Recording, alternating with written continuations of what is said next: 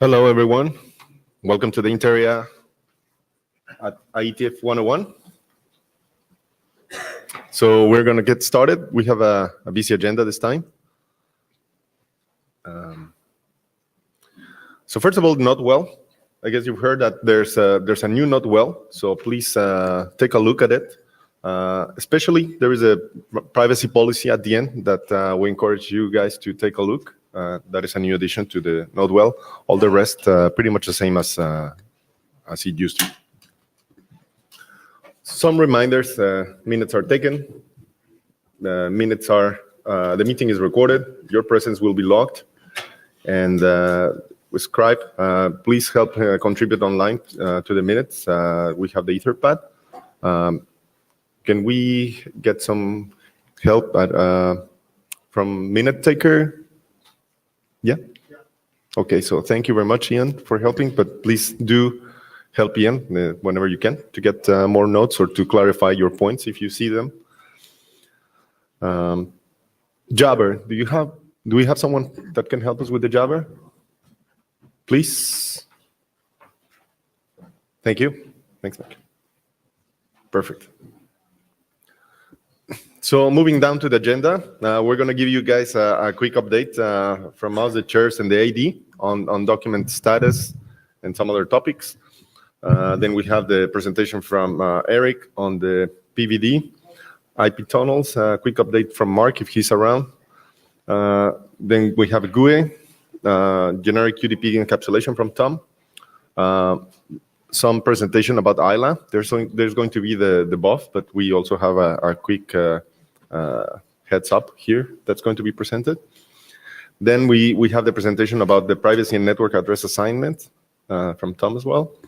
IP fragmentation from Ron, SOC 6 from Vladimir, and availability of information in criminal investigations from David. Sorry? Here it is. Okay. Could we increase the volume? Thank you very much. Yeah. All right. So moving down to this working group status update. So the privacy considerations for IP broadcast and multicast protocols, it's now in the RFC editor's queue. There's a question to just.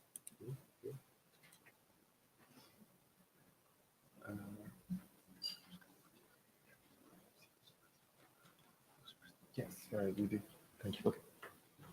Sorry, just a quick answer to the Jabber. We did receive the slides from the presenters, the remote presenters as well. So privacy considerations for IP broadcast, and now it's an RFC editor's queue. So hopefully soon will become an RFC. GUI, we have the presentation from that working group draft. The IP over internationally partially partitioned links, that's a draft that expired, and we encourage people to take a look. Or please, if you have interest in this topic, send comments, make a review. That would be very useful for the author. Right now, the draft is stalled because we haven't had any update on it, but we do need the community feedback if we want to advance that topic. So please take a look at that one. Probe, it's now RFC 8335, so thank you very much. Congratulations there. And IP tunnels in the internet architecture will get a presentation. So moving to the announcements, is Suresh in the room? Yeah, thanks. Hi, Suresh Krishnan as area of the group. So we had a discussion in the IESG. So one of the documents that it came in through the independent stream, and it was trying to update or actually change things in a document that was done here, which is the recommendations for logging with ports. So what we did in the IESG is sent a note saying don't publish this because it needs to be done in INTAREA because we published the original document. So that's the last document on the list over there, the draft DEVOR CGN logging. So this is personally me. I spoke to the author and he was willing to present remotely the document. And the idea is to see if the recommendations in the RFC he's talking about is whether it's practical and how we can actually go about logging the ports properly based on like what's in the servers and everything. So there's like this one contains like a inventory of what's in the servers and what's being done, what's not being done, and some techniques in there. So I would really appreciate if you pay attention to it and see like how we can update our BCP. Okay. Thanks. Yeah, so we'll make sure that we leave enough room in the agenda for that presentation at the end. So as Suresh said, that is the one on availability of information in criminal investigations involving large-scale IP address sharing technologies. All right. So any bashing to the agenda? Hearing none, I guess we can move to Eric, please.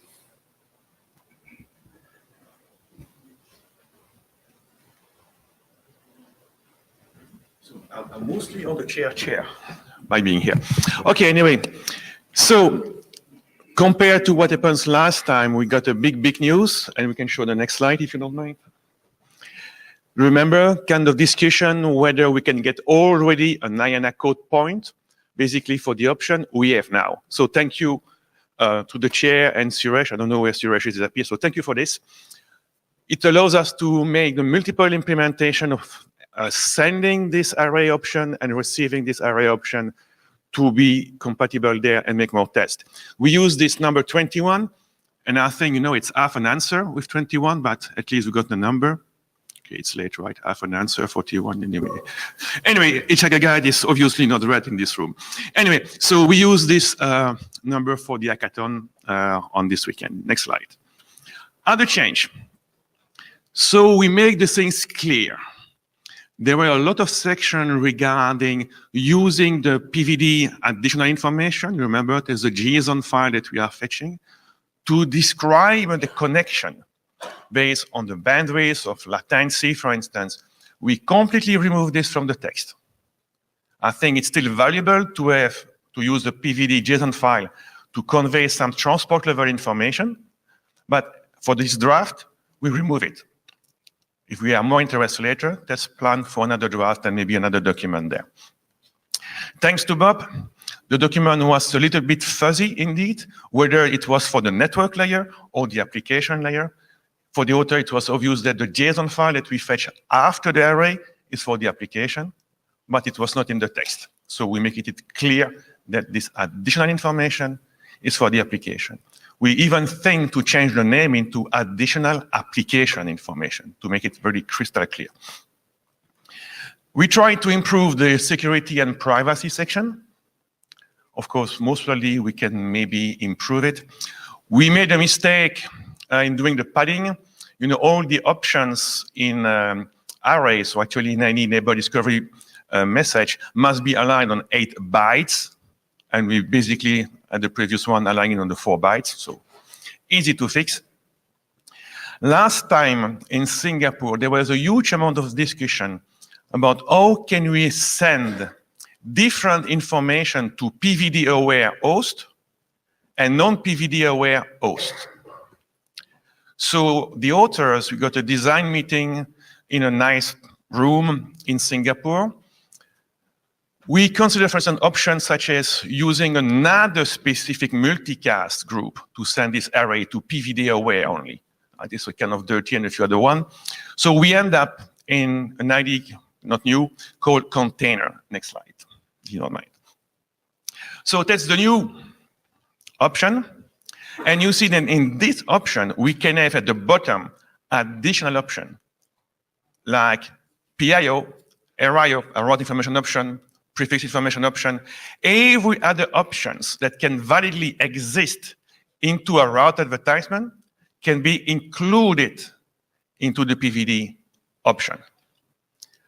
As we need as well sometimes to include options like MTU, which are not per se an option, but are a field into the array header itself, we have the option based on the bit A to include yes or no, a repetition of the routing advertisement header. So we can have it there. Next slide. So example. Look about this one. This is the PVD ID option.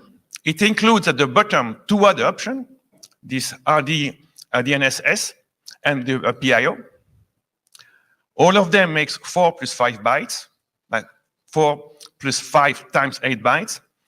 The ID and the header with example.org there makes as well 2 bytes by 2 times 8 octets. So the full length is 12.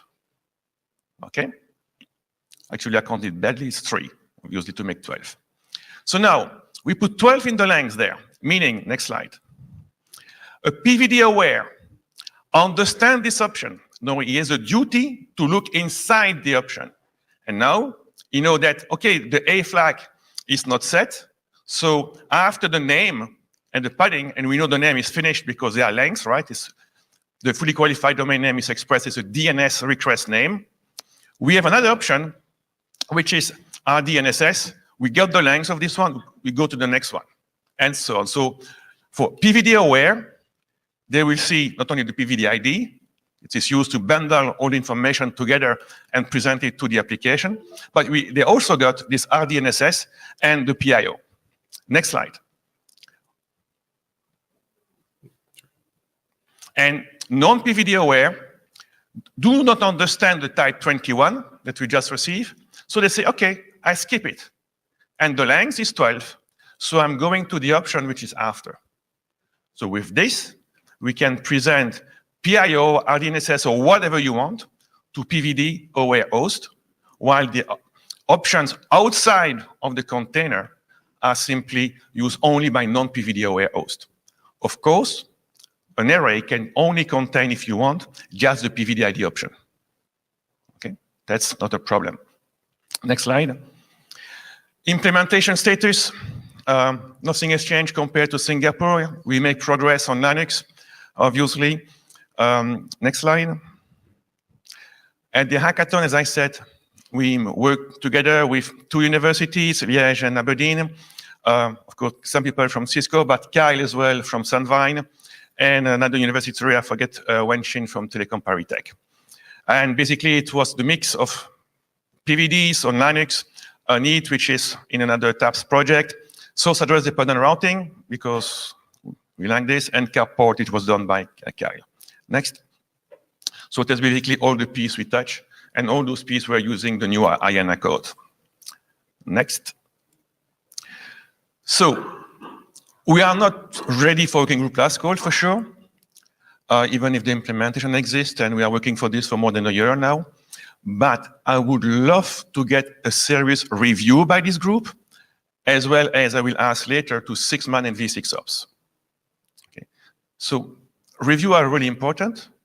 I'm more than happy to reply to questions, of course, here and during the week. But who can commit to review this document? Any chance? Any volunteer? Okay. Tom, Ted, Michael, and Jan. I don't know who's taking notes, but if you can put this in the... Oh, thank you. Don't forget to put your name, right? And for me, that's it. That's all I have to say today. And thanks again for your support for the IANA code. Eric, I have a question. We'll skip it. It's too long. Can you say a few words about... Yeah, this? Okay, if you want. Okay, I prepared some slides as a backup in case I got the question, right? So go on. Next. So we provide into the JSON file some information, right? And we use a specific well-known URL. So if you know the name of a company, you can most probably guess the fully qualified domain name and guess the URL. It's well-known, right? That's on purpose. So you could download from everywhere this JSON file. So my advice is that don't put anything confidential here, right? Because anyone can get access. And you can also restrict the access on the web server hosting the JSON file to addresses that belongs to you. Okay? Working for Cisco, I will accept only requests from prefixes allocated to Cisco, not to say another company. That's one aspect. Next. Now, even if we provide a PVD ID, that could be something like example.org or whatever, it's just information, right? We don't provide anything more anyway than array. But think about rogue PVD. I don't know whether it was really useful to do as more than an attack, but we can have, as I said, the black hat.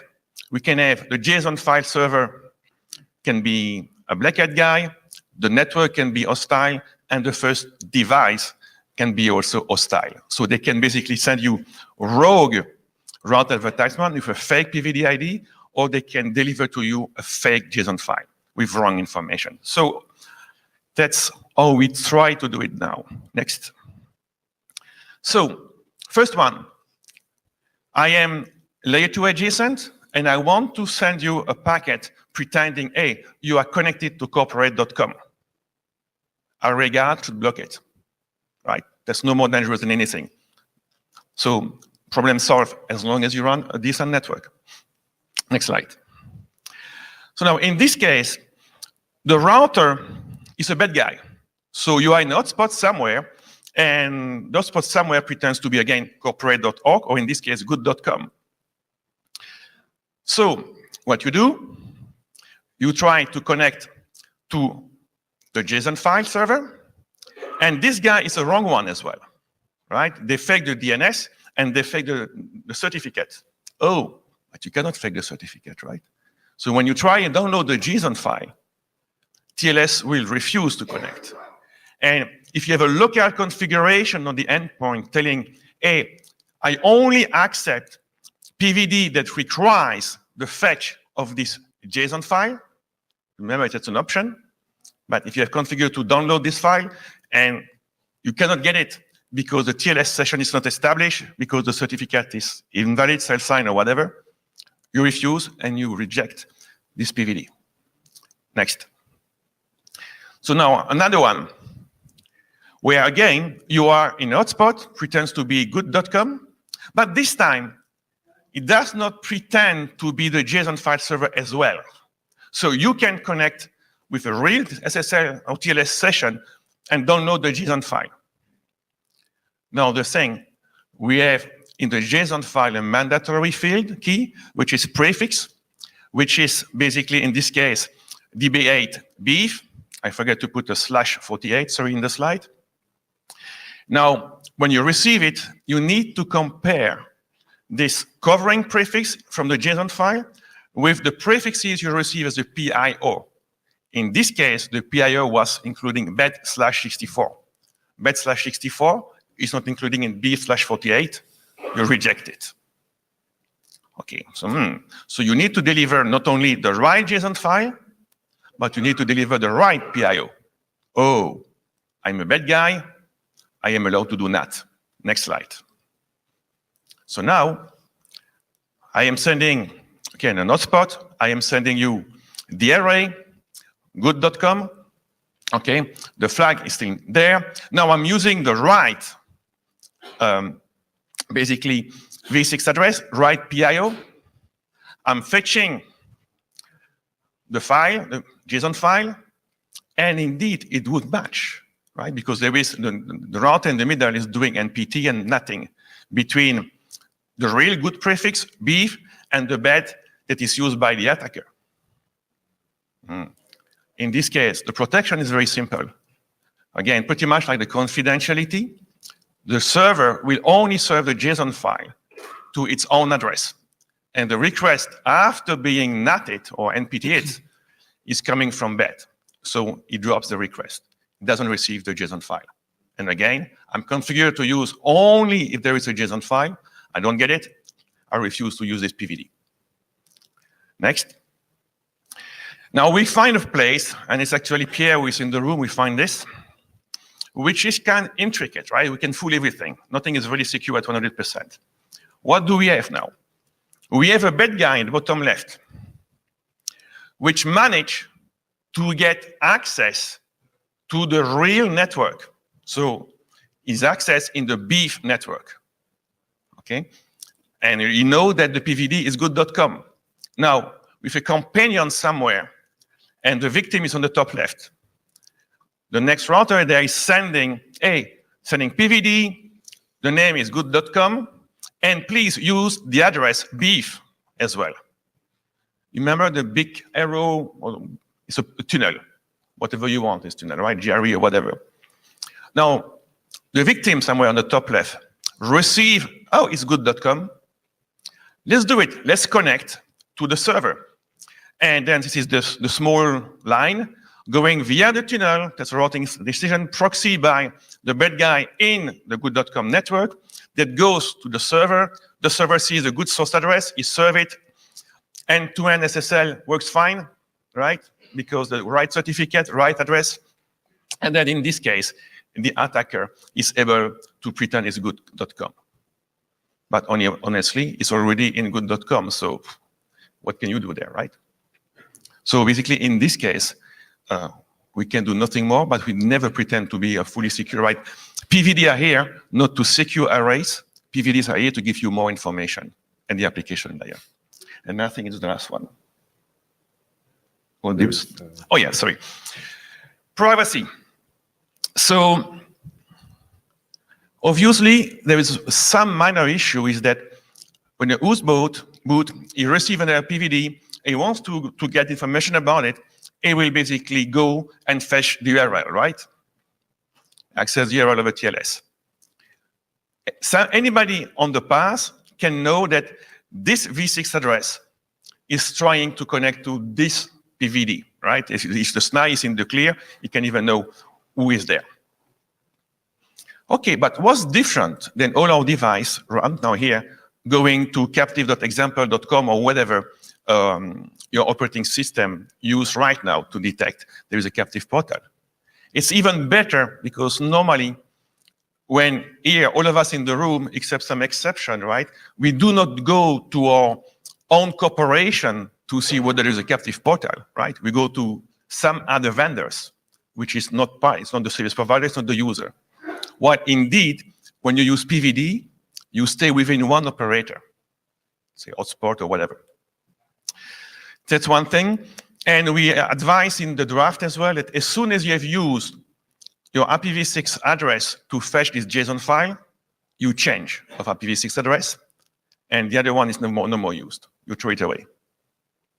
That's basically our status, a little bit fast explained. It's a little bit more explanation into the draft, how we can deliver some level of security, and we simply put and say that privacy, nothing is perfect, but it's way better than what we are using right now.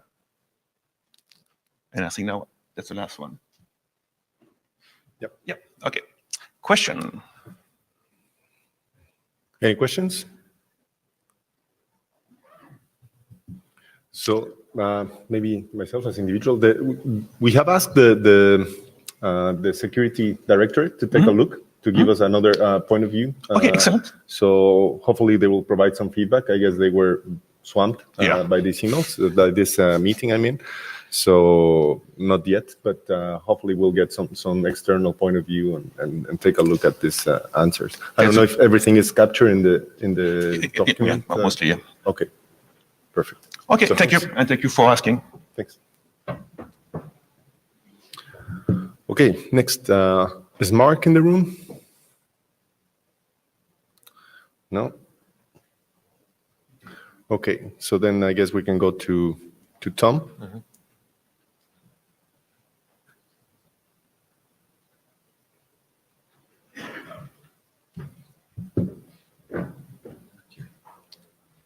Hi, I'm Tom Herbert. I'm going to give an update on generic UDP encapsulation.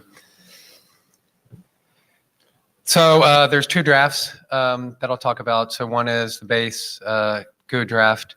That's in version 5. It is in working group last call. Not a lot of comments in the last call, but we did have quite a few pretty in-depth reviews previously. The only major change to the latest revision, Goo version became Goo variant. So Joe Touch had a concern that version implies kind of precedence or obsolescence of previous versions. So variant gives us a little more flexibility.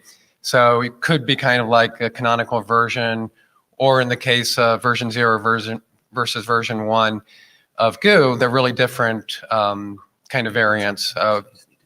Version 1 happens to be a very compressed form.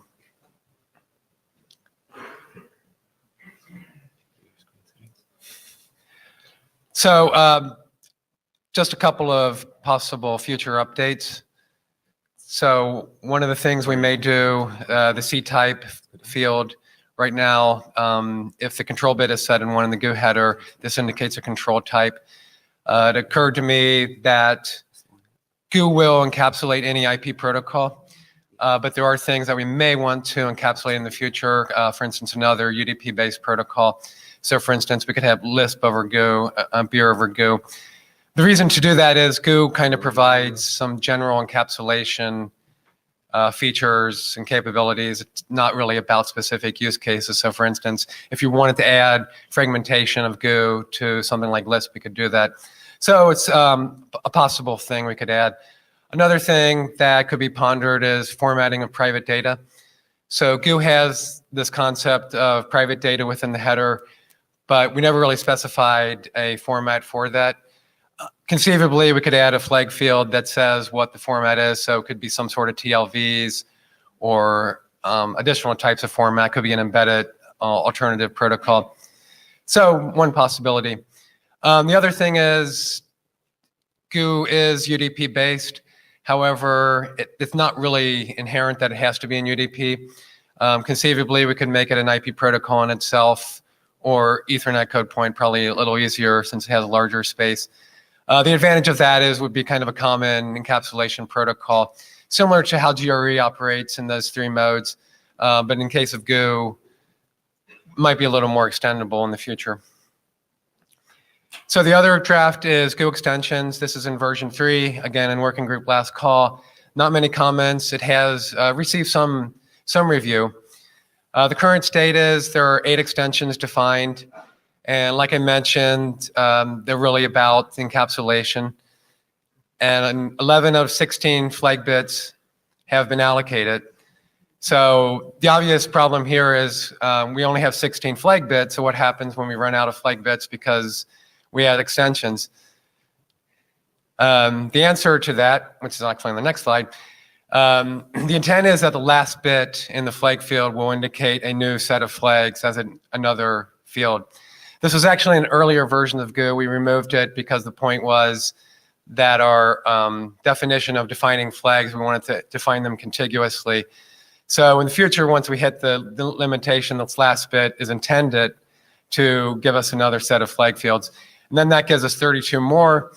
The estimate that I think is probably pretty accurate, about 1 flag bit per year allocated, so 32 plus 5. So hopefully we have about 30 years of lifetime before we'd have to go through that again.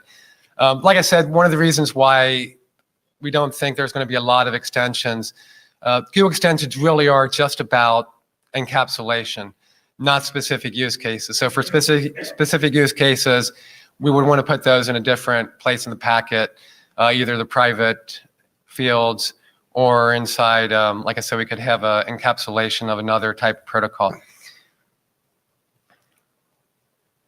And I forgot to mention, so we did make one major addition in the latest version of the Goo extensions. That's an alternate checksum.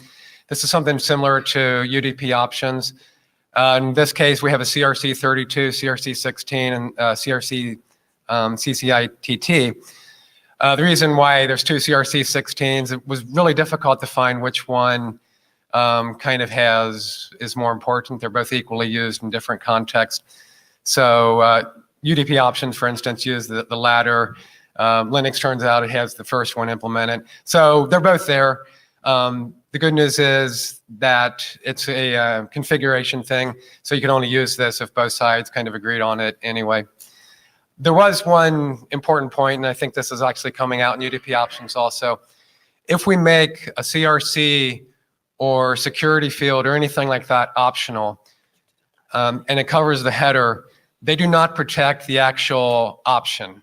So for instance, if this were a TLV, and we had a TLV type that said this is a CRC, if that TLV type became corrupted, it would turn into something else. The receiver might not see the CRC. So the value of having the CRC goes down. I think this is one reason why we like to have like TCP checksum, UDP checksum are inherent in the packet. So that's one thing.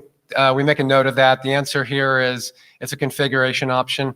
If the receiver expects security or expects a CRC and doesn't see it, then they should drop the packet and make a note of it. The Goo flag field extension, like I mentioned, it's intended to be the last bit of the flags. So the idea is I guess that the 31st bit would be the E bit, and that'll point to a new flags field. So that'd be another 32 bits. It looks like just like any other flags field, but when we're processing the flags, after the initial flags are processed, we'll hop down to that and then continue processing flags, and then fields for those flags follow that. So it's fairly straightforward. Thinking about possible new extensions, I think the OAM measurement bits, so there are two of them defined for 8321. That may be very reasonable to put into Goo flag fields. Also, group-based policy may be reasonable. And as I mentioned, if we wanted to format private data, the format type may be in a field, and that would indicate what the type is of the private data. So that's all I had. Any questions?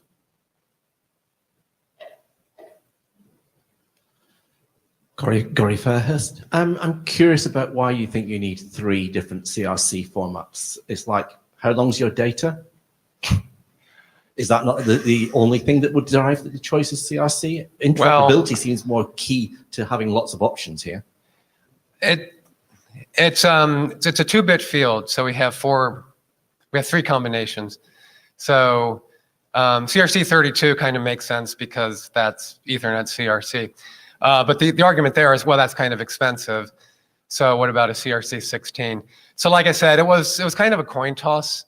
I did not have a strong opinion, but I couldn't find any good precedents, either within IETF or within general networking community about which is preferred. I don't think it particularly cost us anything except a couple of flag bits. Yeah, I mean, it also costs less interoperability here. I mean, this is like creating options just for the sake of it. I mean, we chose a CRC32, I think, in SCTP, and look at the SCTP story and you'll find why we think that's actually okay. The CCIT one or the normal one? The normal CRC? You can choose either CRC 32, depending on what you want and what you think is better. I mean, they don't have that much different properties.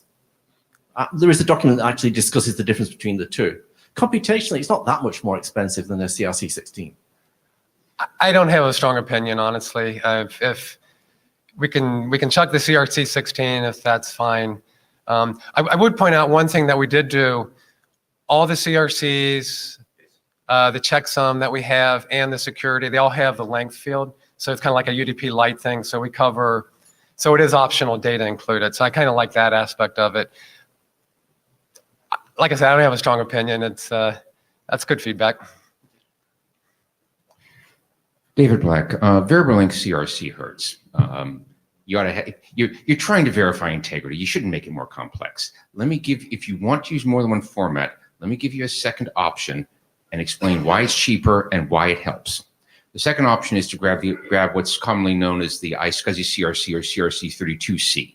There's 2 good reasons to do this. One is the polynomial is different. So if you're running over Ethernet, you get added check as opposed to running the same polynomial over roughly the same data.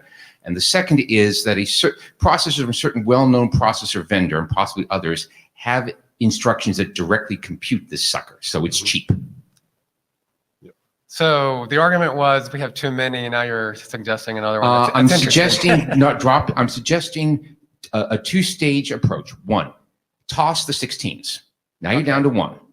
If somebody would like to go explain why CRC32 is too expensive in software, you could add CRC32C and require everybody to do both because that one's cheaper in software.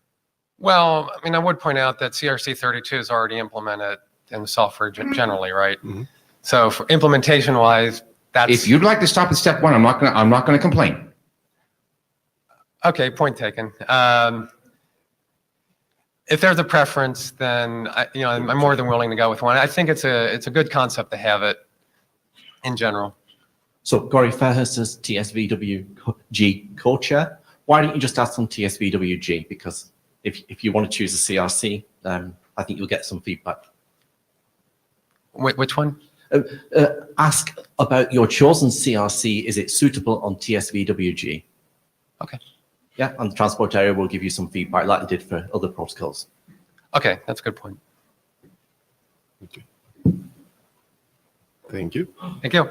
Thank you very much. Don't go too far away. Tom? Tom.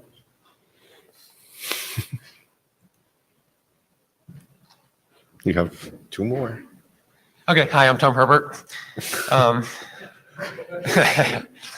I'll give an update on ILA now. So we have the ILA BOF on Thursday. This is a non-working group forming BOF. The intent is to highlight the problem statement, use cases. This is not intended to be an in-depth discussion of solutions. And we've had quite a bit of discussion on the mailing list. So since last IETF, there was an ILA mailing list created. A lot of the discussion gets down into security, scalability, mapping systems, denial of service threat. And most recently, there's discussion on an ILA Lisp kind of control plane. So the idea is to use Lisp control plane for ILA. So that's pretty promising. There's also been some discussions on DMM and the 5-gang and IP list. Those discussions tend to be more specific to the mobile use case. I would point out that ILA is kind of trying to be a generic, but mobile is one of the use cases. Data center virtualization, network virtualization are some of the others. And we're also looking at the 3GPP study item that they're looking at. Perhaps ILA could be part of that solution. So give a little bit of update on the data plane discussions. So ILA is explicitly not an encapsulation. And that means there are no bits added to do transformations. So we have no extensibility, no way to encode everything. In that sense, it's kind of the opposite of generic UDP encapsulation. So what that means is everything needs to fit into basically the destination address. And the idea of ILA is that we transform addresses in order to get them to their destination. And before the receiver actually gets the packet, we always transform back to the original address. So it's kind of like a paired address modification. So because everything needs to fit into this small space, we have relaxed a little bit on the canonical 64-64 split. So for instance, in ILNP, there was this idea of a 64-bit locator, 64-bit identifier. That's kind of simple architecturally, but when you start thinking about different encodings and different things we might want to do, it's a little less flexible. So we're relaxing on that, and that gives us the ability to do some interesting techniques. One of the techniques is locator indexing, which we would use if we wanted to encode /64 assignments into ILA. Another one is chaining. So instead of just doing one ILA transformation, we may do multiple ones on the path. This is kind of a poor man's segment routing where we can adjust the destination address, have the packet visit certain destinations based on hop-by-hop routing. And at the very end, again, the packet has to be transformed back into the original packet so that the receiver has no idea that this happened. This does represent a bit of a trade-off. So in order to keep the data plane simple, that implies a little more complexity in the control plane. So that's kind of the ILA trade-off. The control plane pretty quickly gets to identifier locator split, scalability type of issues. And this has a lot to do with mapping systems. So in identifier locator split, we do think there's going to be mapping systems. So imagine a large network, everything is somehow virtualized or mobile. We need a way to find out where identifiers are. Identifiers are basically the logical nodes. So for that, we need a mapping system. This is pretty accepted in the identifier locator space. So the question right now is how to do this mapping system. It's a little independent of ILA. I think there are some things that ILA kind of implies in the mapping system. But fundamentally, the mapping system does have kind of four pillars, the scalability, security, privacy, and DOSability aspects. So I think a lot of that will come out in the ILA BOF, maybe in a little bit more detail. But again, the solution, it's about the problem statement right now, and the use cases a little bit less on the solution. So again, that's Thursday, 1810 in Viscount. Thank you very much. So that's a teaser for the BOF that will take place. And in the interest of time, maybe we can move to the next presentation and leave discussion for that BOF, if that's okay. Next, Tom. Okay, one more. So this is a kind of an offshoot of some of the things we've been looking at ILA. And this is particular looking at the privacy and prefix assignment. So I will give a few caveats up front, just to make it clear. So this is only considering privacy at the networking layer, specifically in addressing. Privacy itself on the internet has to be considered every layer. We know that this is considering one aspect of that. This is also only considering risk from third parties interpreting or inferring information from IP addresses. So that specifically means we're not considering network providers that have, say, the full mapping of IP address to device. It's up to them to secure that data. I'm not sure we can do much technically to solve that problem. And equivalently, this doesn't address law enforcement or authorities who can compel, say, network providers to release that information. So, like I said, those are caveats up front. We understand that, and privacy is a multi-pronged problem, as we know. So, what about prefix assignment? So, /64 addressing to host is actually becoming quite common. So, Slack, for instance, is doing that, and it's actually pretty common in mobile networks. UEs get full /64. This is actually recommended in RFC 3314. So that gives us some properties. And since the prefix is being assigned to the device, that means there's kind of a one-to-one relationship between a prefix and a device. So given two addresses that share the same prefix, even if the IID is different, the interface identifier, in this scenario, they actually would refer to the same device. And that becomes a little more problematic in the case that we're assigning to, say, a UE in a mobile network like a smartphone.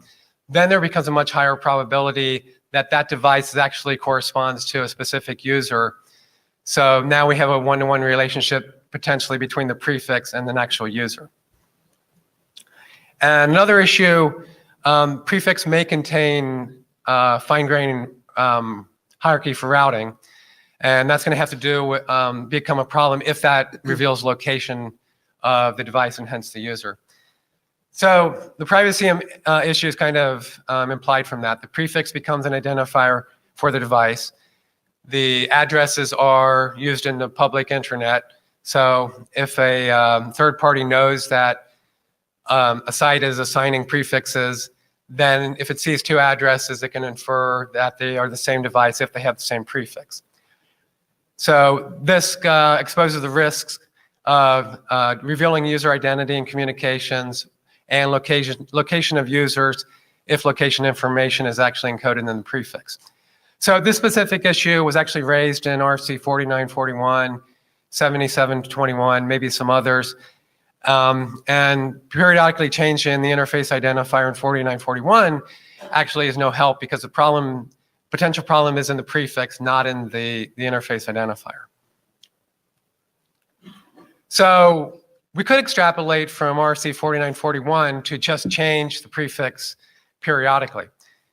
And conceptually, that's possible. We do know that changing addresses, if there's only one, if you change it periodically, it would probably kill all the existing flows and they'd have to be restarted. So assuming we solve that problem, then the real question becomes, what is the correct frequency to change addresses in order to ensure privacy? And it's a tricky question. I did pose this on a couple of lists, and there really isn't a very good answer because someone could say a day or a week or an hour, and there's no way to quantify what kind of privacy you get out of that. So the conclusion that I postulated was anything less than a different address per connection or per flow theoretically could have a privacy exploit. And I actually gave an example In the draft, you can read it about a proposed exploit that could take advantage of that. So any reuse of a prefix or address could be exploited to figure out identity. So from that, we can consider what are we really shooting for in the privacy and addresses. So I give an example of a couple of criteria, and this is based on if I have two addresses and no other information, what can I infer from these two addresses? And it is obvious that you can infer they're from the same provider, same organization. So they will share a common network prefix. That's kind of basic. And it may be also that they belong to a very broad geographic grouping. So it would be expected that a large organization would probably want to have some geographic or regional hierarchy. But beyond that, the idea is the viewer of these addresses should not be able to deduce any other information. Specifically, they can't tell that the nodes that are associated with these addresses are not the same node or in the same rack or at the same location or have any other proximity. So that's, I think, kind of I don't think it's strict. I think that's just some criteria for privacy addressing that we'll propose. Now, I would point out that network address translation, NAT, can actually meet these criteria if there's a large enough address pool. Because basically what NAT does is it obfuscates the underlying addresses of the network, and what you get on the wire on the internet is the address of the NAT device and some port number, and the port number refers to the specific instance, but external users, they don't see that. So it turns out NAT actually meets these strong criteria. As pointed out in the document, I do think this is one reason why some law enforcement agencies are a little paranoid of NAT, because it does in a sense, such a good job of hiding identity. So the document does present a possible solution, and like I said, this kind of was a sub-problem of NAT, or not of NAT, but of ILA. So with identifier locator split, the idea is that we can use identifier locator split so the identifier becomes independent of location, and we can assign multiple identifiers, hence untrackable addresses to host. The addresses still share a common prefix, but if this is done with enough randomization, they would share nothing else. So two addresses assigned to a host, the same host, would have nothing in common except that prefix. So that would meet the strong criterion of privacy and addressing. So for maximum privacy, then because of the result that we need to use an address per flow means we have a lot of addresses potentially. That's obviously a scaling problem. So looking at some of the potential mitigations there, one thing is not everyone necessarily needs this privacy. So in some sense, this could be a service. If somebody really needed that level of privacy and wanted the one-time use address, this could be a way to accomplish that. Maybe there are other communications aren't necessarily that private and they don't need that. Obviously, that's not a great solution because now we're forcing the user to make a decision, and we'd rather give them perfect privacy all the time. So another way to look at this problem is what we're actually trying to do. We actually want to aggregate addresses as belonging to the same host, so we can get the addresses to the right host, and that's the problem that the mapping system has. So there is aggregation here. So the question we're pondering is, can we do a sort of hidden aggregation where the network can assign a host a block of addresses, and to the outside world, this block looks completely randomized. However, the network, either through some sort of public key encryption or some type of hash, is able to deduce that these addresses actually aggregate to the same node in this case. So this is the concept of hidden aggregation. So the first level would be local network has a way to create these addresses, assign them to the host, and only the local network would understand this. If that problem is solved, then the question becomes, how do I do a bulk aggregation? Because we still don't want to have to give host individual address.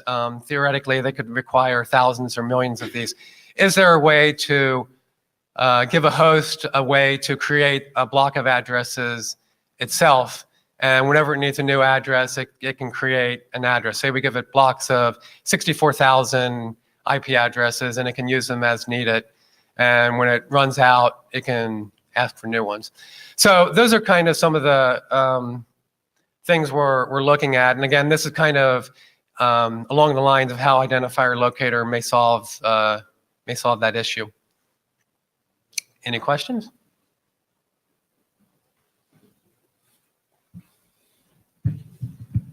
Hi, Tim Chan. I've got more points than I should probably make here, so I'll just say a couple, take the rest of this. So I think the first one is, I think this is useful, having per prefix privacy. I think if you compare it to the privacy for hosts as it stands, you're probably going to want to be able to have persistent prefixes and private prefixes. So you need to be able to somehow delegate a prefix that's marked for use as a kind of a privacy prefix, I guess. We would do a block, some sort of block delegation where it's not a prefix, right? It's actually a block for privacy. Is that what you're referring to? Well, if I was, say, for example, something was being allocated to my home network, for example, then maybe having a rotating prefix out of the ISP's prefix that I can use to initiate new connections from would be a good thing, while I've still got a persistent prefix that I can have my services on without running dynamic DNS or other things to update and essentially have to renumber my network every time you give me a new privacy prefix. I think would be important to know. Well, I mean, so I'm not sure it's so much renumbering, right? It's more temporary address assignment, I think is the best way to phrase it. So the addresses could be requested on demand in some sense. So obviously, if you want a persistent prefix because you're a server, then that might be a different story. Yeah, but otherwise it seems you're potentially going to assign me addresses that might be shared between multiple customers or something, and that starts getting quite, it shares lots of problems that we have with CGN and so on today, doesn't it? I think as a user, I think a lot of users are aware of privacy issues, and that's why they use VPNs like Hide My Ass or whatever other ones they fancy using, or Tor or whatever. So I think there's some awareness there. I think what we're trying to do here is perhaps provide some more subtle privacy that the users may not ask for, but I would like them on my own network to not affect the things that I'm running as services in my network. I think the problem with doing this big block and giving a host a zillion addresses that it can use, you run into all sorts of the other things that have been discussed before, things like ND cache exhaustion and so on. There's all sorts of things that if you try and use an address per application are going to hit you in other ways. I imagine there's a lot of legacy towards this, right? Yeah. I think it's a very good topic, but I think just throwing ILA at it is perhaps an answer, but I think there's more pragmatic things that need to be considered first. Okay, I'm cutting the line now here. We had someone in mid-cycle. I don't know if Dave still wants to have his place, but Lorenzo? Lorenzo Colletti. I think stating the goals like you stated them is sort of misleading. At the beginning, you said it is entirely out of scope to think about anything that the ISP can do to attack privacy, or anything that anyone that has the power to compel the ISP can do. You declared that to be out of scope on slide 1. But it doesn't mean that just by making it out of scope, you can, there is a privacy trade-off there. For example, a scheme like the one where you assign, let's say that the ISP assigns you one IPv6 address for every different connection, right? Yes, you can declare ISP sort of privacy to be out of scope. But the fact of the matter is, if we build the scheme, then the ISP has to maintain a record of everything that you did. Whereas in the case where it has to keep essentially every TCP connection, right?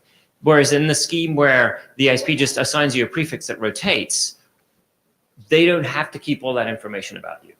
So yes, you can declare it out of scope, but you're basically moving a slider around where different parties have different views of how much activity, of what activity you conduct online, and the solutions here are basically all on the other side of that slider because one side of it's out of scope. But I think that's not a full solution to the problem. Well, so let me ask a question. So NAT exists today, right? And NAT is not prefix assignment in the sense. So externally, what you get with NAT is something that apparently is randomized. So as far as I know, most ISPs are required to keep all NAT mappings, correct?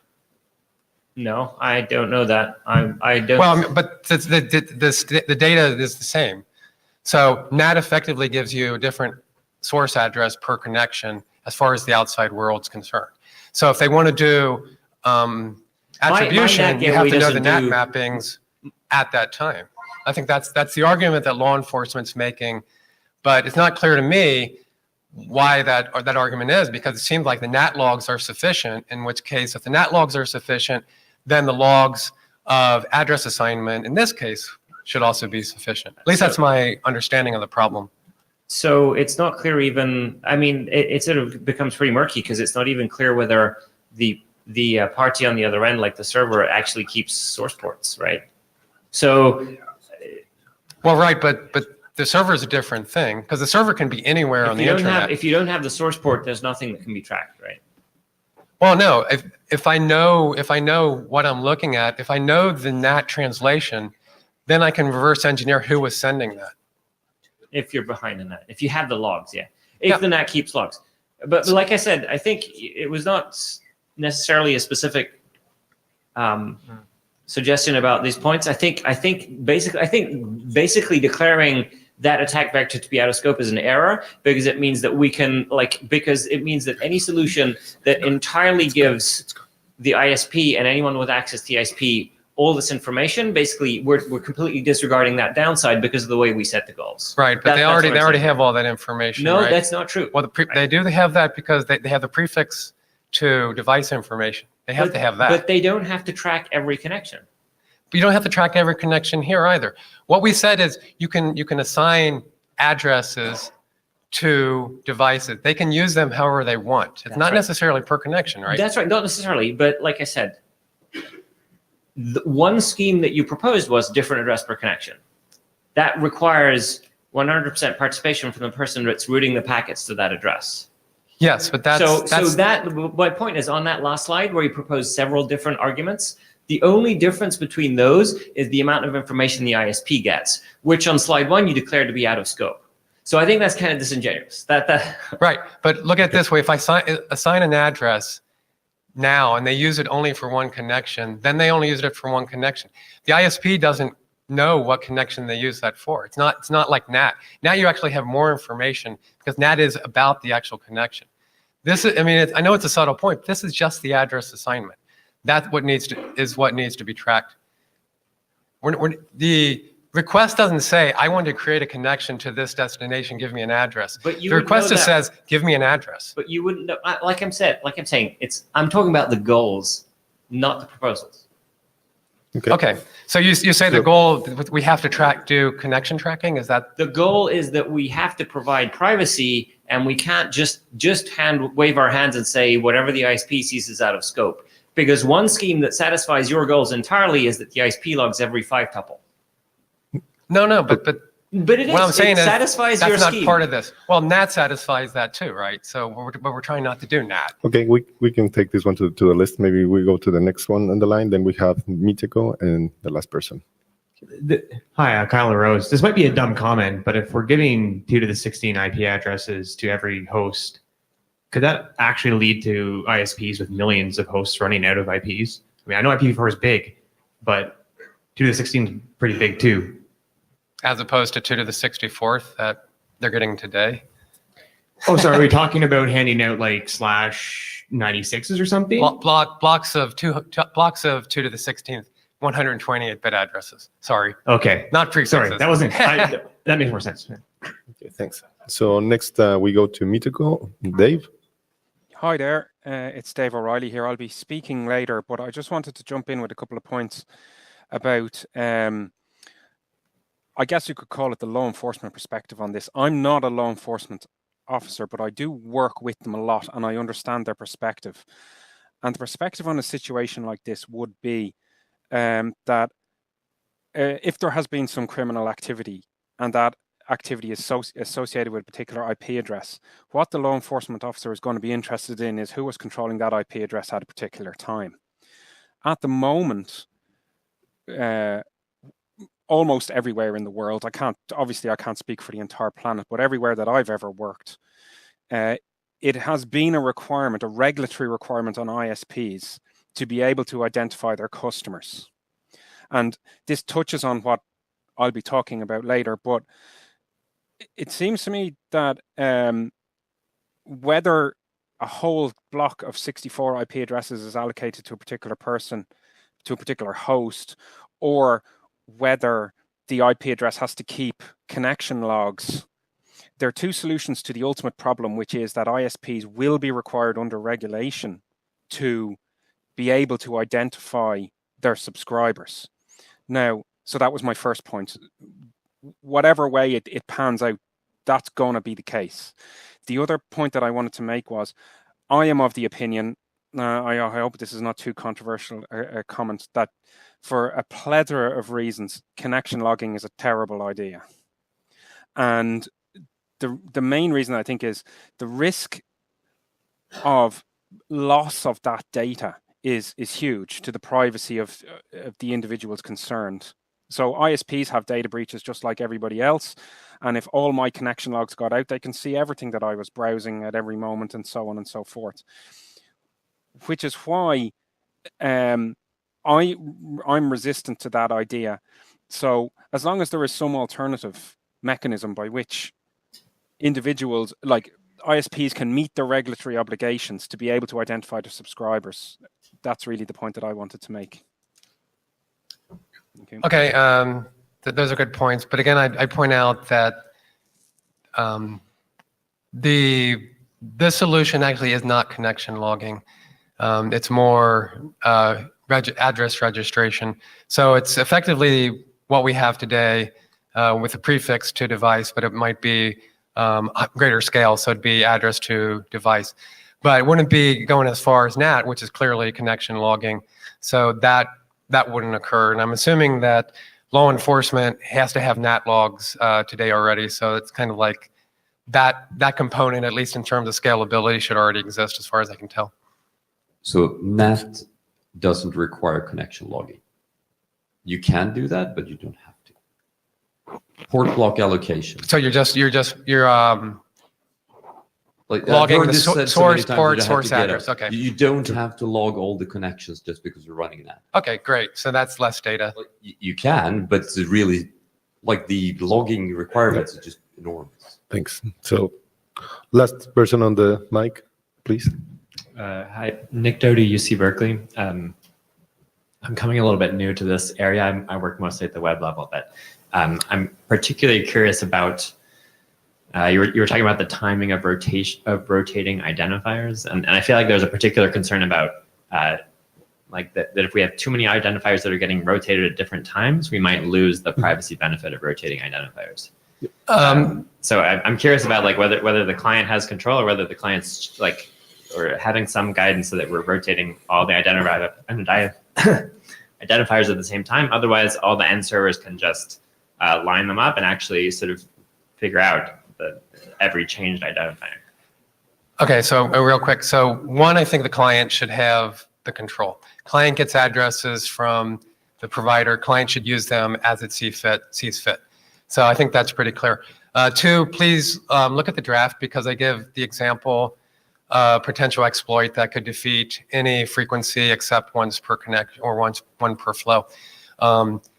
That example hasn't been refuted, so it may be accurate. So if you have any ideas on whether it could actually happen, I foresee this. One thing I think is privacy is probably such a big problem that maybe the attackers haven't gone down to this level yet, but I do think it's going to be a problem at some point. Okay, I'll follow up. Thanks. Thank you very much. Yep, fine. Thanks a lot, Ron.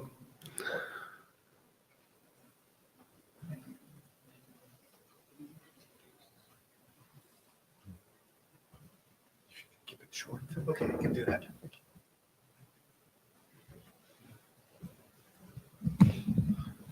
Hello, Ron Bonica. The chairs have asked me to shorten the presentation up a little bit, so I'm going to skip over a couple slides. This draft used to be called IPv6 Fragmentation Considered Fragile. And as we were writing it, we realized most of our criticisms applied to IPv4 as much as IPv6. So we renamed it. It's now IP Fragmentation Considered Fragile. What are we doing in this draft? Well, we've known for a long time fragmentation reduces the reliability of internet communication. In this document, we're going to talk about what fragmentation is a little bit. In fact, we do it in the document. We'll skip over it in the presentation. We'll talk about how fragmentation reduces reliability. And we'll put out some recommendations for protocol developers and network operators. Now, keep in mind, we're not talking about deprecating fragmentation. That just can't be done. What we're talking about is pointing out how it makes it, how fragmentation makes communications fragile, and strongly recommending that protocol developers wean themselves off a dependency on fragmentation. So there's some terminology you need to know to play the game. I'll assume that everybody in this room knows what an MTU, the minimum link MTU, and PMTU is. I'll also assume everybody in the room knows how IP fragmentation works. I'm just going to point out two things. One is a small difference between how IPv4 fragmentation works and IPv6 fragmentation works. In IPv4, you have this thing called the DF bit. If it is set, a packet cannot be further fragmented downstream. If it is clear, a packet can be set further fragmented downstream. In IPv6, there is no DF bit. A packet can never be further fragmented downstream. It can only be fragmented at its source. The next thing that fragmentation has in common between IPv4 and IPv6 is when you fragment a packet, you divide it into pieces. The upper layer header always appears in the first fragment. It never appears in subsequent fragments. This observation about where the upper layer header is what brings half of the fragility into the argument. Now, in an environment where only the source can fragment a packet, the source of a packet needs to do one of three things. Either restrict itself to sending packets that it knows will never be fragmented. That's for IPv6, never sending a packet bigger than 1280. For IPv4, never sending a packet bigger than some arbitrarily small size. So that's one thing it can do. Another thing it can do is PMTUD, path MTU discovery, so it discovers the MTU of the path ahead of it. And the third thing is packetization layer PMTU discovery. And we'll talk about each of those for a second. PMTUD, the source node makes an initial estimate of the PMTU to a destination. That estimate may be too large. It then starts sending packets to the destination. If the packet is larger than the actual PMTUD, the actual PMTU, it will not be forwardable. It'll get dropped, and a downstream router will send an ICMP packet too big message to the source. The source, having received that, will update its estimate of the PMTU. Now, this strategy, PMTUD, absolutely requires the network to be able to deliver ICMP PTP messages. If it can't do that, it's black hole time. The next alternative is PL-PMTUD. Here we push the problem up to the packetization layer. The packetization layer, let's say TCP, in band sends packets of different sizes to its TCP peer. What it's doing is probing to find the PMTU. It relies on two things. Primarily, it relies on acknowledgments of its probes at the TCP layer. It can also rely on ICMP feedback, but then again, it's perfect in PL-PMTUD. The endpoint is perfectly able to ignore the ICMP messages. It doesn't need them at all. PL-PMTUD is defined for TCP in RFC 4821. It's being defined for some other protocols in draft Fairhurst going on in the TSV working group. Sadly, it's not defined for UDP, and it can't be because PLPMTUD kind of assumes a long-lived session, a session, not a one-and-done packet. The other thing about PLPMTUD, it doesn't rely on ICMP PTB messages at all. If they're all dropped, PLPMTUD still works just fine. So, we've talked about the status quo. Now it's time to leap in and talk about why is it that fragmentation makes communications unstable or fragile?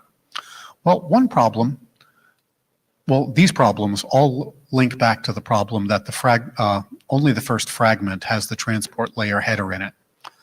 What are the impacts of that? Well, let's say for a minute you're a load balancer, and you're a load balancer that load balances on TCP ports. If the TCP port is only in the first fragment, you're bound to suboptimal load balancing. Next issue is firewalls. Let's say you're a firewall and you have a rule that says block all packets based on the TCP destination port. Well, you can configure that firewall two ways. One way is to accept all subsequent fragments. That's a little bit too liberal. Another way is to drop all subsequent fragments. That one's a little too restrictive. There's no healthy middle ground. Other middle boxes can have the same kinds of problem because they need access to the TCP header or the transport layer header. For instance, let's say you're a middle box that's remarking the DSCP based on the TCP port number. It's fine for the first fragment. What do you do for fragments 2 through N? There are some other well-known problems with fragmentation that don't have to do with the transport layer header not being in subsequent fragments. There are bunches of security vulnerabilities that have been documented over the years. Overlapping fragment attacks, like the Rose attack, resource exhaustion attacks, and many more. We won't go into them now. They're in the draft. But there's an interesting problem around TCP loss, around ICMP loss. PMTUD fails when you are losing ICMP packets. ICMP packets can be lost for bunches of reasons. One is because network operators are filtering them. They shouldn't. There's an RFC that says they shouldn't. Another is just plain old packet loss or rate limiting. Those things happen, but they're not insurmountable problems. There is at least one insurmountable problem, and it has to do with Anycast. I'll give you this example from Jeff Houston's work. Let's say for a minute that a DNS client sends a DNS request to an Anycast address. It's a common thing to have happen. It arrives at a DNS server. The DNS server sends back a very large response. It's running DNSSEC, so the response is going to be big. People are laughing. That response gets to a point where it cannot be forwarded because of an MTU problem.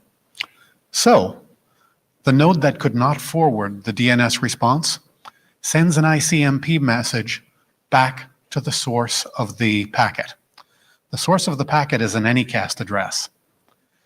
And it goes to some DNS server that has that Anycast address. Unfortunately, not the one that sent the packet that's problematic. It's black hole time. Another problem is network operators tend to filter fragmented packets. There are two studies, one by Fernando Gant and another by Jeff Houston, that demonstrate this. We don't quite know why they do it. We just know that they do. So, time? Okay. We have some solutions at the transport layer. We've talked about them already. We'll go quickly. Let's get to the recommendations so I can yield the floor. We have some recommendations to application developers that they should not develop applications that rely on IP fragmentation. And what's more, if there are any that are crucial to the internet infrastructure, they should be rethinking those applications so they will rely less on IP fragmentation. The next is for network operators. They must not filter ICMP PTBs. That's already in another RFC, so it's not crucial. But the big one is for DNS, and especially when DNS is using DNSSEC. They should be finding ways to not rely on IP fragmentation. And anyhow, the ask, next steps is to adopt this as a working group document. Okay, so can I have a raise of hands? How many people have read this draft? Okay, quite a good, actually, to be starting. So as you know, we're running out of time, so maybe I'll take one question, and then we keep moving. We'll take it to the list, I think, before adopting as a working group, but that's a good show of interest in it. David Black, I'm here from Transport Area, and I'm here to help you. Ron, I'm going to say a dirty word, tunnels. Please make sure that what you do here is lined up with the Int-Area tunnels draft, where fragmentation is used to solve some nasty problems with tunnels. We really ought to have a consistent story across the two of them. Thank you. Okay. Thanks a lot. So, Vlad?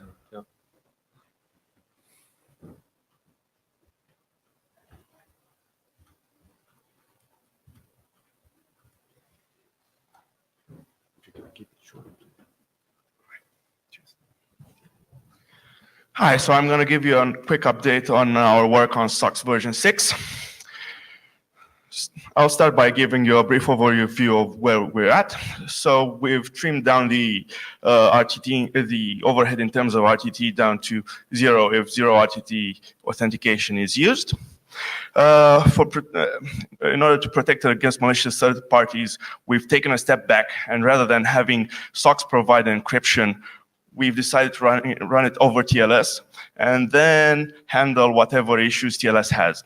Notably, TLS early data is prone to replay attacks, and we have a mechanism that mitigates such attacks.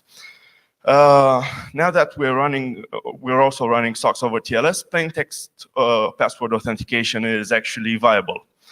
And finally, we've added a new we've leveraged SOX options to add a new setSOC-opt and getSOC-opt-like mechanism, and we've used it to implement some stuff related to MPTCP. More on that later. So SOX version 5 starts by negotiating the method of authentication. Then it does the authentication. Then the client requests that the proxy establish some connection to the server. And then finally, application data can pass through. SOX version 6, in contrast, sends as much data up front as possible. So we cram in the authentication method negotiation and the address of the server, and also some application data. We cram it all into the first message sent over to the proxy. And of course, if 0 RTT authentication is used, the server can send an operation reply as soon as it establishes a connection to the remote server.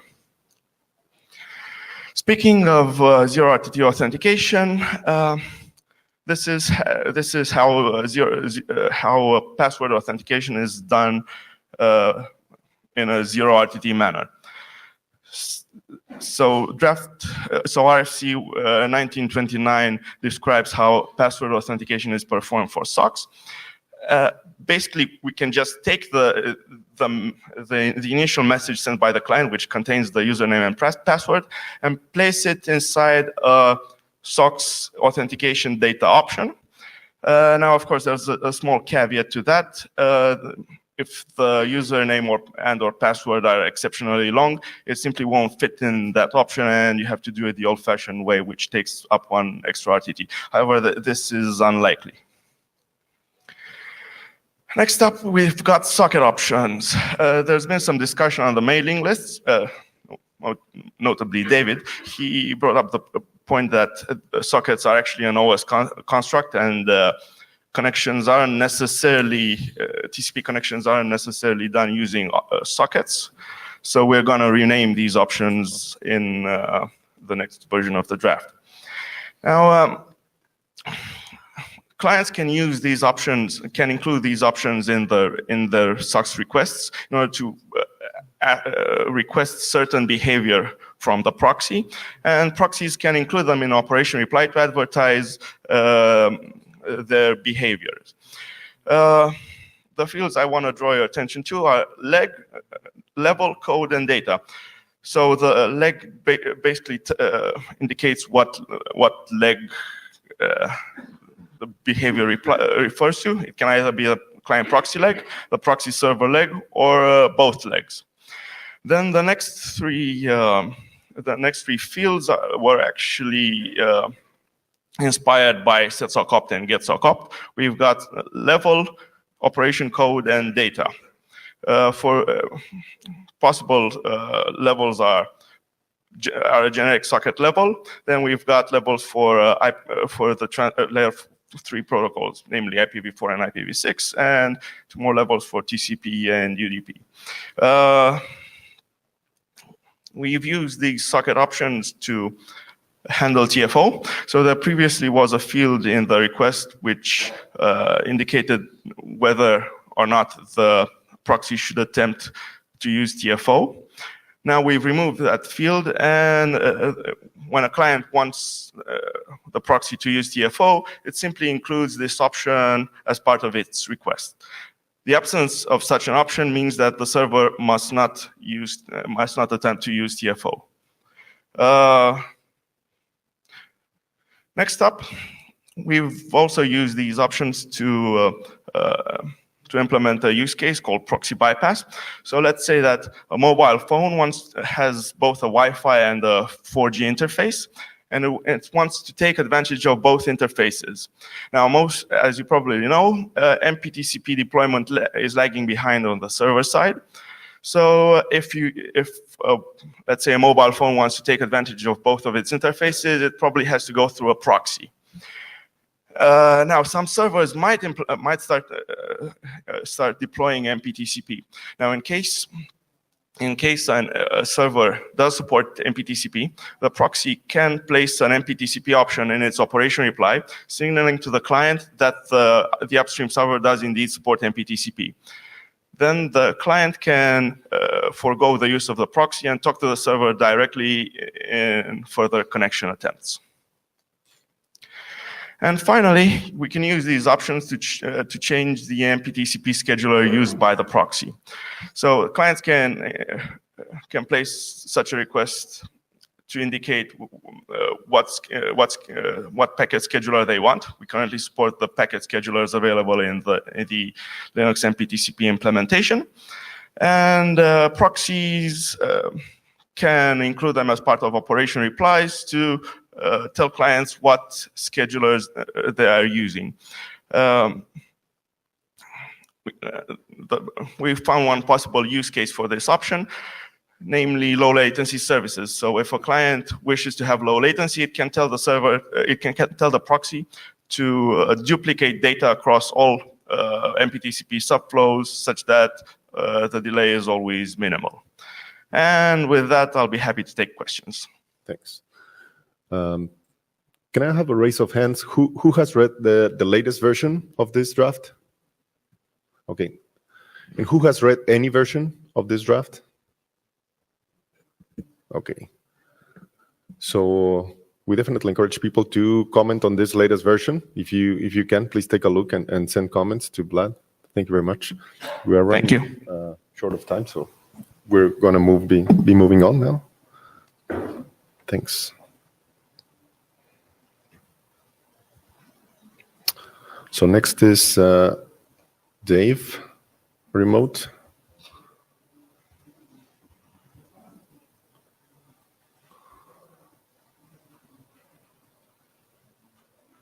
Dave? Hello? Yeah. Yes. Hi.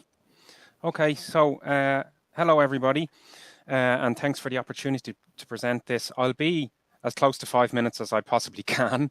So now, next slide, please. Yep. So I'd like to begin by describing what the currently published best practice is, which is RFC 6302 on logging recommendations for internet-facing servers. Okay, so what that document recommends is that as well as logging incoming IP addresses, servers also log incoming source port numbers and timestamps and transport protocol as well. But why? And the answer is because of large-scale address sharing technologies such as carrier-grade NAT. In the presence of these technologies, this additional information is required in order to attribute the activity of an IP address to at the very least to an ISP, but ideally then to an individual from a crime investigation point of view. So in the presence of large-scale NATs, IP address is not enough. You need this extra information as well. That's not to say that if you did have all this information, you would successfully be able to identify an individual from this. It's just the information that is required to address the problem that is presented by carrier-grade NAT and related technologies like IPv4 to IPv6 mapping technologies. Very similar problem. Next slide, please. Okay. So I did a little bit of research, and what I found was that whilst those recommendations, that's fine, they are what they are, but they're not enough. And here are some of the issues that I identified. So somebody who was considering implementing those recommendations might find that their server software might not support logging of source port, and that would prevent them from being able to achieve the recommendations. Another thing that I have seen is that certain server software, the only way that you can enable logging of source port is by enabling a ridiculously verbose level of logging, like debug logging or something like that, which you're never going to do on a production server. So whilst it may be technically possible, it's infeasible to implement source port logging. Now, practically no server software enables it by default. And indeed, no server software that I could find, bar one, even has a default configuration sample that includes logging of source port. So somebody trying to do this is battling uphill. There's not even a default for them to enable. Now, the next point that I wanted to raise with the existing recommendations is the existing recommendations recommend that you log against some sort of traceable time source or some sort of central time source like an NTP server or something like that. But there's a whole plethora of deployment scenarios where that's not possible. And nor is it actually necessary for the requirement of the BCP, of the best practice, which is to be able to identify enough information to be able to ask an ISP who was using this IP address at that time. Because I'll take a moment to explain why you don't need to exact timestamp. It's pretty well known in the forensics world. It's one of the first things you learn as a forensic examiner, that you don't need to know the exact time which something happened at. All you need to know is the time that was recorded. And as long as the time is recorded consistently, you can offset the time then to be the real time. So if you are analyzing a computer, for example, and its time is set 1 year wrong, you can look at all the times on those computer, compare them to real times, and then offset all the time. So you know, as long as time is recorded consistently, it doesn't need to be recorded against a reference time. So I take exception with that point in the recommendations, in the current recommendations. And then the last point that I wanted to raise for whatever it's worth, which is logging information doesn't exist in a vacuum. People log information for a reason. And oftentimes people have all sorts of scripts and tooling and so on that's built based on their logs. And by changing log formats, you break existing tooling. So that's a point for discussion. It's another challenge to the implementation of the recommendations. Next slide, please. Okay, so I've only 5 minutes, so I just wanted to summarize and say that the absence of primarily source port information in logs is a big problem from a crime attribution and a public safety point of view. And this was a point that was made by Europol in 2014 and repeated again in 2016 in their crime, I forget what the document is called, some sort of crime problems on the internet. And as I mentioned earlier, logging of source port wouldn't make the crime attribution problem go away, but it does address the problem of these address sharing technologies to a certain extent, not in all scenarios, but it certainly would improve things. And I'm suggesting that the current best practice needs revision to address more of the practical issues with logging source port. It's not just say source port should be logged, but also to make some, a more encompassing set of recommendations that can actually maybe help make it happen. And then last slide, please. And in order to move the discussion along, and being completely new to engaging with the IETF, I wrote up a document and I published it, which is now in its second draft, and the link is there for anyone who wants to read it or comment, or my contact details are there and everything. So that was everything that I wanted to say. Thank you very much. Thanks. So we're at the time limit, but if people were willing to ask questions and stay a couple of minutes longer, I'm going to let the mic open. Okay, no. Christian? It's just a very brief question. It's a question of clarification. Are you asking for this log in just the network that implements the NATs, or do you have also the same requirement from servers that implement the information processing? Yeah, no, that's a fantastic question. And the answer is it's the servers who are logging, not the NAT. The NAT itself, as I mentioned in my intervention on Tom's talk, most people who are running a NAT have a regulatory obligation to be able to identify if a law enforcement agency comes to them and goes, who was using a particular IP address at a particular time, they have to be able to tell them. The problem is, in cases of carrier-grade NAT, if the law enforcement officer doesn't also have the time and the source port, they can't even ask the ISP. The ISP will say, 1 million people were using that IP address at that time, or, some large number of people, and without the source port and the timestamp, we can't tell you. So there's an information gap between the information that's being retained in NAT scenario, in some carrier-grade NAT scenarios, versus the information that is being retained at, let's say, for example, a victim.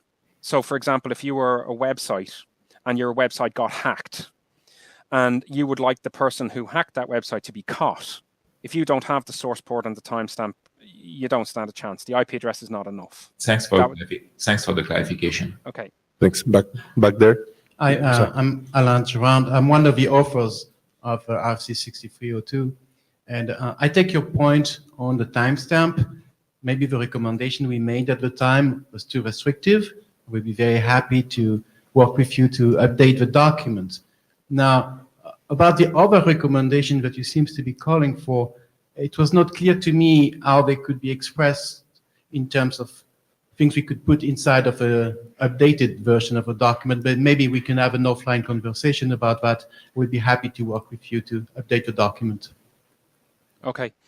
If I can just very briefly respond, I think what needs to be done in that respect is to broaden perhaps the scope of the document to include not only server recommendations for somebody who's logging a server, but recommendations for people also who are implementing server software and people who are, so that could include something like, for instance, server software should be able to log source port and should be able to do it in a way that doesn't impact the performance of the server, things like that. When we wrote the document, we were expecting that people who are operating the software will go talk to their vendors to do it, but apparently this has not happened, or the recommendation was not strong enough, so maybe we can reward this, yes. Yeah, and further, there are also scenarios where people who are writing in-house software and who are trying to comply with best practice might be interested in implementing the recommendations themselves, not only vendors, but also, end users who are writing their own software. Michael Abraham. So I've been successful in using carrier-grade NAT port block allocation so that one IPv4 address is shared by 16 people. And I just say, okay, you want to know who had that IP address at that point in time? It's one of these 16. It's not millions, it's 16. And I mean, police will immediately rule out most of them and will say it's one of these 3, and then they have something to go on. It doesn't have to be millions if you do the carrier grade NAT right.